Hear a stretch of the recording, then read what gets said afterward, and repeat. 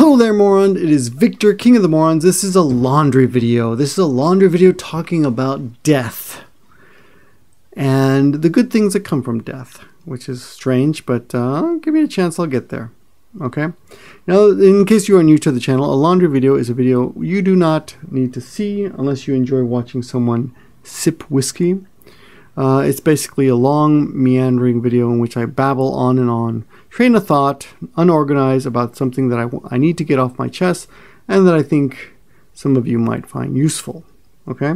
Today's topic is the death of my dog, which happened last Monday, and I don't mean to be morbid and go on and on about this. If you've been following me on Twitter, Instagram, Facebook, then you've probably had your fill. But there's some things about this death that a lot of people don't know that I think are worth documenting.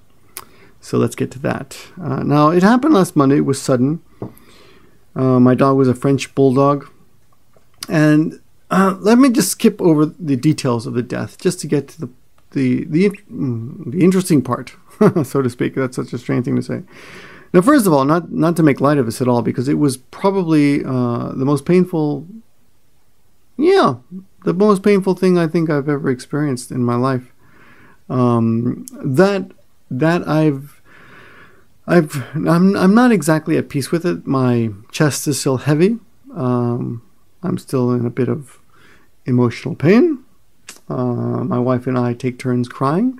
I'm trying to be as aloof of this. I'm trying to deal with this for the purpose of making this video as coldly as possible, because there's things I want to tell you about this that I think are important and weird and mysterious. And that is that that Maggie's death, as soon as Maggie died, almost not immediately, but the next day, the first day was horrible. The first day was just, I could barely stand. I was crying uncontrollably. Canceled all my classes, of course. Vague memories of anything that happened that day. It was mostly just flashes, the bodies here, crying, things like that. Things that aren't that interesting to those of you who are not emotionally involved. Now, I do know that the one thing that's interesting about this whole ordeal is that people who are not emotionally invested in this have a hard time understanding the importance of it, or the severity of it, or the weight. And I do know that although a lot of people did offer condolences, some of them were more. Then this is interesting. It's not a bad thing, but many of them were more interested in talking about their own pain, which I think is kind of a good thing. But I had people come to the school and say, "Oh, we're so sorry about Maggie. You know, we knew her. It's so sad she's gone, and this happened to me too. And let me tell you about it." And they felt compelled to tell us about their loss, which you might think is, in a way, you know, it's good, right? They can relieve themselves in a way, but I think you should wait a little bit. If someone loses someone important, or in this case a pet that's important, I think you should let them be a little selfish with their grief. Let us think about just our own pain for a while. Don't share your pain. I really don't want to know about your dead dog at this moment. Though at the same time, as soon as it happened, I realized how callous I had been in the past towards other people's dead pets. So, you know, it's a double-sided coin. But at the same time, I knew that I didn't want to hear about anyone else's new dead pet. Yeah, so let me start off with some weird shit that started happening almost immediately.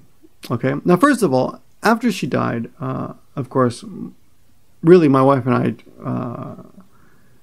well, the funny thing is, there's nothing funny about this, but the strange thing is that until Maggie died, I'd always kind of slightly suspected, you know, like, wow, someday if that, you know, I would joke and say, if that dog ever dies, my wife's going to divorce me because there's no reason to be with me, because except for the love of our dog, because we spent so much time loving the dog that in a way we kind of did not love each other. And I'm not saying we didn't love each other, but we didn't express it. We took advantage of the dog to not communicate. And I think I half feared, and I'm serious about this, and you might think, oh, it means your marriages suck. No, no, no. I think don't let me finish. Shut up. I'm talking here. I half feared that someday, in the back of my mind, if my dog ever died, that we would somehow grow apart or something. You know, I'd heard stories about couples who'd lost children, and although dogs aren't children, but I felt like if and when, I never thought when, I just thought if, I guess for some stupid reason. I mean, I knew the dog was going to die someday, because it's a dog, but I thought if she ever goes, we're not going to have anything to communicate. We're not going to have anything in common anymore, but as soon as she died, I wasn't thinking about my wife. I was just in pain. My knees were weak, and I couldn't sleep for 2 or 3 days. I would wake up in the middle of the night. You know, the dog would sleep. She would jump up on the bed and like find a place on, often between our legs. Not in a weird way, you know, just the area between our legs, and you know, I'd sleep spread eagled, and she'd like find a place there, like make a little bed. And at most I'd move my legs out of the way so she wasn't sleeping directly on top of me. But sometimes she would come over and put her face right on my face. And anyway, I guess the fact that I wasn't being awoken in the middle of the night made it difficult for me to sleep. You know, I would wake up at 3 in the morning and I couldn't get back to sleep. It was terrible. It was really bad. And I had weird dreams. Like I had a dream. And I want to say it was a liquor lady. The lady, there's a liquor store down the street that thanks to Maggie, you know, I got to get to that too. Thanks to Maggie, you know, we became friends with all these people in the neighborhood. And one of those people we became friends with was this old lady down the street. And she has a liquor store, and she has a daughter with 2 kids, and we became friends with the whole family. They invited us to their house, and we would spend so much time with them.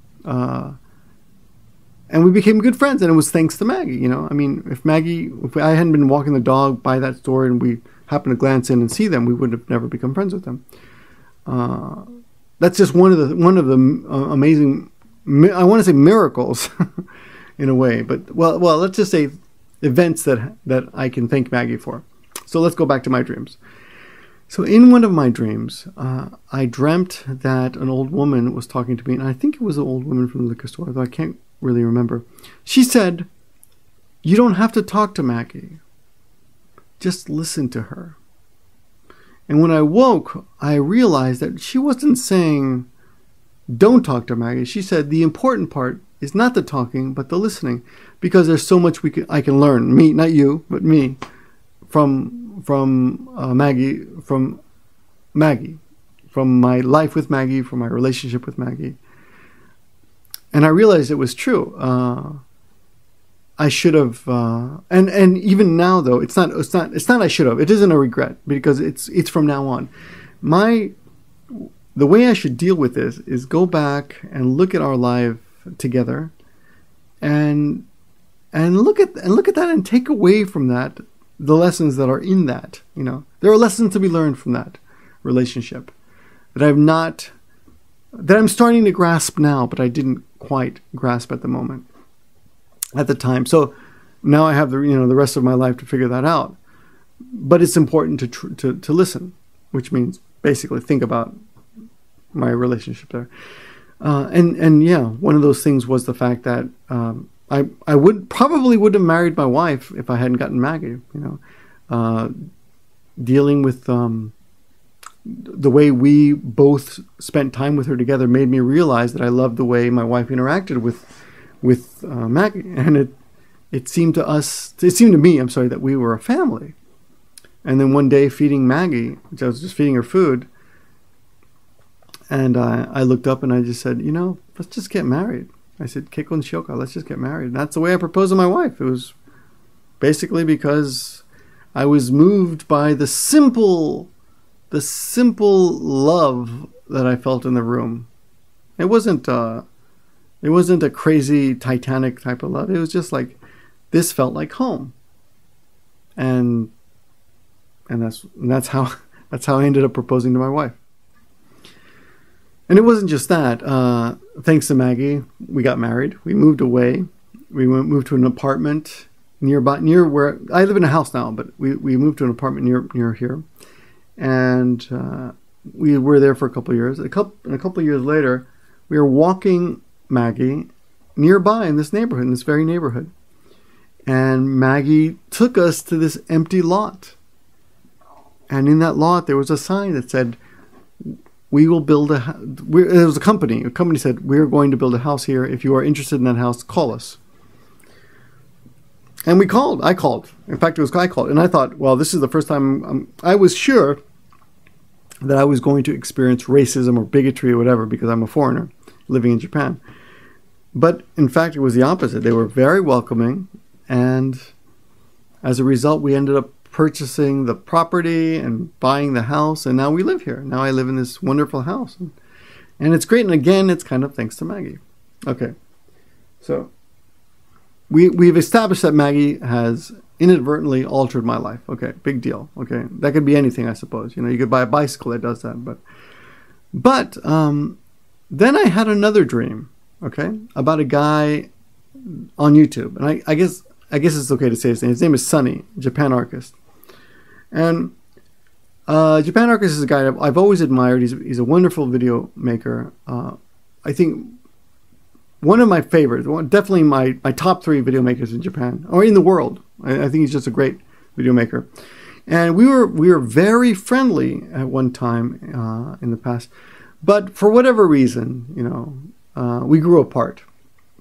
Now, I've had, I guess, personal bad luck with friendships in the past, and I didn't put too much. I never invested myself fully in friendships anymore because of times I've been burned in the past.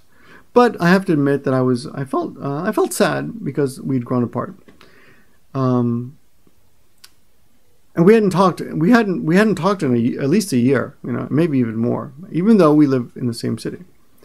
And it wasn't because we had had a falling out or a fight of any kind. We just grew apart, you know. But in my dream, I remember Sunny's rabbit dying, and I remember realizing at that moment in my dream that I had done him wrong, and you know. I don't know if he ever held it against me. We never talked about that, but even now I don't know. But I remember when the rabbit died, I said, "Come on, let's go out. Let's do something. We're gonna meet or something." I don't remember what it was, but we're gonna do something. But he said, "No, I can't. I have to stay. My rabbit's sick. He's dying." And I said, "So what, man? It's just a rabbit, right?" And in my dream, 2 days after Maggie died, I apologized to him. And I realized that I was not sympathetic. I was a dick because I lacked consideration and sympathy and empathy. And I apologized to him in my dream. And in my dream, we were friends again. Not that we'd ever not been friends, but that unspoken. I don't know. That mistake in my life was forgiven, I guess. It wasn't really a fight, you know, like I said.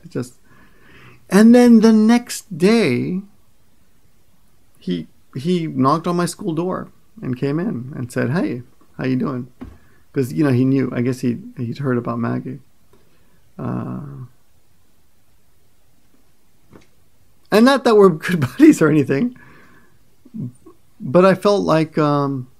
I don't want to say closure because closure implies something is finished, but I felt like I felt like I understood more. You know, I realized, and I apologized to him. I said, you know, I know that I had been a dick. I didn't realize that I wasn't being a friend when your rabbit died. You know, that was it. Okay, now that's not the least of it. Okay. My wife's father was diagnosed with cancer, or suspected of having cancer, about two or three weeks ago. Now he's elderly. He's retired. He lives at home. He golfs. He has like a part-time job he goes to twice a week. But they found something on his lungs. And the doctors were pretty sure it's cancer. And he was terrified. He was upset. He was really upset. And he was due back for another appointment the day after Maggie died. And the day after Maggie died, he went back to the hospital. And the cancer was gone. Miraculously, it was gone. There was no sign of it. And all the Japanese people I've spoken to said, oh, it's because Maggie took it away. And I don't know how common this idea is, but it seemed to, I don't think there's actually, I've never heard of this, theory, but it apparently, everyone, it seems almost common knowledge in Japan, if your dog dies and someone has pain in this world, the dog takes that pain away. It doesn't stop there. I have a contract with a company. It's a very generous contract, but it was scheduled to end in September. And it's just a cushy contract. And I had become accustomed to this level of, luxury, so to speak. Not really, but luxury. We'll just say luxury to... Anyway, I was counting on that job. But I knew it would end in September. And I thought, wow, what am I going to do after that? Because a big chunk of income that I'm using to pay for this and that is going to be gone. And the day after Maggie died, I got a phone call from that company. And they said, we want to renew your contract for another year. And I thought, wow, that's great. And it was a promotion and a renewal. And it wasn't, up to now they've been, I think, renewing every 3 months, every 3 or 6 months. And now I get a whole year contract. And that's also because of, that's not because of Maggie. None of this is because of Maggie. But it's weird, right, that it all happened after that. And then it doesn't stop there. Suddenly, at my school, we start getting all these phone calls of people wanting to take lessons. Like, suddenly enrollment has jumped. And the taxes have gone up, so you would think it would be the opposite. People would, because taxes have just gone up April 1st. But no, and we have the opposite. It's bizarre. So, yeah, that doesn't stop there, okay? I don't want to go too much into the following details because I don't want to reveal. People who watch my videos will know I'm talking about them. But there are a couple of people who watch my videos who are both big fans of Maggie, but do not get along, and they're both very close to me. They're very good friends, and I care about them both very, very much. And for years it's been a big burden. I've been in the middle of this. I won't say hate, but this very uncomfortable silence of just negativity, right? And after Maggie died, they both grieved together. They met at the funeral, and they were both, of course, not happy, but they both appreciated each other, or they were both able to get over whatever it was that was between them. And for me, that's just a big, what is it? Weight lifted? What's it? Yeah, off my back. A big load off my back. And it's happened actually a couple times. And there's another friend of mine who I kind of fell out of. We grew apart, whatever, fell out of touch with. And after Maggie died, he was so devastated. He came to see me, and he actually gave me some money to help with the funeral expenses and such. And it was not that the money was important, but it was mostly that he really wanted to come and pay his respects. He was really torn up about it. And I realized then that not that I ever doubted him as a friend, but I think I was I don't know, appreciative of the fact that he got over it, or I got over it. Anyway, he's a great guy, and I'm glad that I'm sorry for him, because I know he's in pain too, because of he really did love Maggie. But it kind of brought us closer together. I guess that's what I want to say. And on YouTube, there's been one young lady who who, for some, I don't really understand. I did something that pissed her off a long time ago, and I really didn't mean to. I have to admit it was probably insensitive on my part, but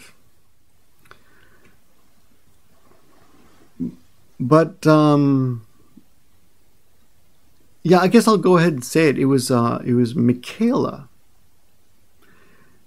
A few years ago, I made a comment on Twitter, and it was a joke. I thought it was a joke. I thought it was funny. I made fun of all the people who had entered the, I don't even know what it was called yet, the Next Up contest on YouTube. And I made a comment. It was actually a comment to someone else. It wasn't meant, it wasn't directed at her at all. Not direct, well, I'm sorry. It wasn't directed to her directly, but I was making fun of everyone who had set their sights on winning this. I'm sorry, you don't understand. You don't know what this is about. I don't know how long ago. It was 4 years ago or 5 years ago. YouTube had a contest called the Next Up Contest, and they awarded 10 people or so, maybe 20, I don't remember, $20,000. And I didn't win, but none of my friends won. In fact, no foreigners except one won the money. The rest of the other 9 or 19 people, I forgot what it was, were all Japanese. Okay. Turns out later the whole thing was rigged. Okay, it was obvious because none of the foreigners won. And this particular, and Michaela should have won. And I always thought she would win. I never, her videos are great. I mean, despite any differences we may have had, we've had, I'm not an idiot. I mean, I know when someone makes good videos. She makes wonderful videos. She makes great videos. I can understand why she would be a shoo-in to win that prize, and why she appeals to people, right? But anyway, going back to the day of the contest, when it was revealed that when the winners were revealed, I made a Twitter comment saying, now all the people who lost can now shut up because their videos obviously sucked, you know, and that was including me and a lot of my friends. A lot of my friends had entered, so obviously I wasn't.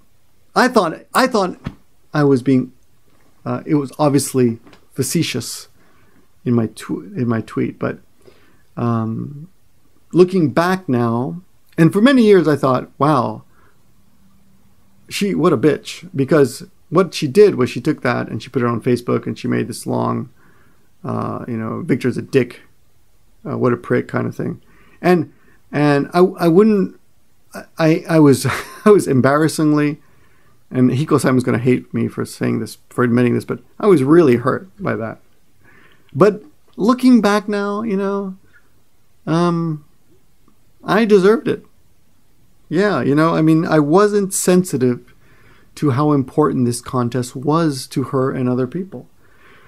And what I thought was an obvious joke, because, I thought it was obvious that when I'm insulting the Next Up participants, I thought it was obvious that I was also insulting half of my friends and myself, by sending out that tweet. But, I realized now, and it took me a long time to figure this out, that, yeah, it was me. I mean, I should have known how it would have been taken, I should have, if I was going to tweet like that, I should have been prepared to face that kind of what is it?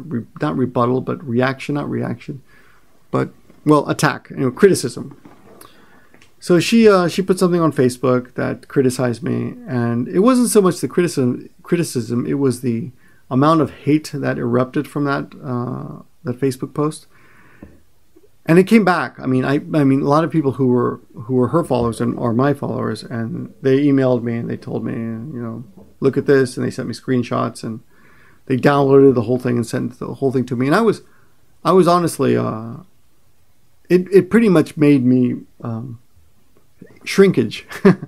No, I was like, wow, I fucking don't want to be part of the J vlogging community anymore, because I felt like I'd only helped, I'd only been of help, to her in the past. you know, she had some contest to win $10,000 doing some dancing song for her, some gum contest, and I'd put what little weight I did have behind her, and I wanted her to win. I've never had any, you know, I've never been anything but supportive. Though of course, you know, we tease our friends, and you know, I thought, here's the thing, I made the mistake of thinking. I made the same mistake that many people make with me. I was probably over familiar, assuming that it was okay with her. The way some people are with me. Some people like email me and say, "Hey asshole, I love your videos." And that's not the way to address me if you don't know me, you know. And looking back now, you know, I can understand that my idea of humor was not taken that way. And so when she created this not a hate page, but a post promoting, you know, Victor as a dick kind of messages or vibes, that, you know, she was right. But why am I talking about this now? Because on the when Maggie died, I put up a video. This is a very short 30-second clip, and I was really surprised and happy to see her comment on there. I don't remember what it said, to be honest, but it was something nice. And I was like, wow, you know, because I mean, you really can't be a bitch if you're able to overcome your obviously disdain for someone. I mean, obviously she had some sort of dislike or disdain for me that I never understood. And I was like, oh, I'm such a nice guy. Why is she such a bitch to me? But you know, I dished it out, and I couldn't take it. I mean, in the end, you know, I went on with my life, and but I stopped, you know, I don't know if anyone noticed, but after that I stopped doing like guest senseis so much. I did very little shout outs, and to be honest, even now, it comes back to bite you in the ass. You know, I did that shout out the other day, an honest shout out for someone, and they were not happy with it, and they gave me a lot of shit. So that kind of shit happens. But again, I want to thank Maggie. I want to point out that it was thanks to Maggie that this was able to happen. Now, I don't know. I haven't spoken to Michaela. I'm afraid to email her privately or anything, because I'm afraid it will end up. She's because I don't deserve. You know, if I am an enemy, then I don't deserve to be treated with any respect, which means and actually anyone this is what you have to be careful about on the internet. Anything you send out, you lose rights to. You know, if you send me an email, I have every right to use that email in any way I want. You know, you have to remember that. So you might be thinking this is something you should handle privately, but yeah, I don't even know how. I guess I could contact her or try sending her an email, but well, if she's watching, or if anyone sends this to her, then yeah, you're right. I was a dick. I didn't mean to. I thought I was joking. I thought you would get it. I'm really surprised and sorry that you lost next up. You should have won, but you know now the whole thing was rigged. I wasn't trying. I never thought anything I did in that contest would hurt you. And now I know I didn't. But at the time, I can understand why you thought that for some reason I was against you or something. I just thought, you know, there were some other minor vloggers who had a chance, you know, winning with you, because I knew there were, I don't know, what was it, 10, 20, 10, maybe 10. There were at least 10 slots. So I knew, you know, I thought you would get one for sure. I was mostly thinking about the other 9 slots, you know. But there are a lot of people who didn't win that I was surprised didn't win. But, you know, anyway.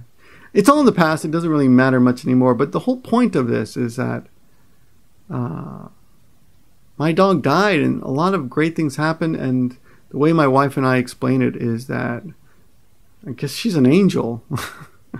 And she's up there, and she's like moving around and making things work for us. And I'm not a believer, which is the really screwed up thing about this, is I do not believe. I'm agnostic.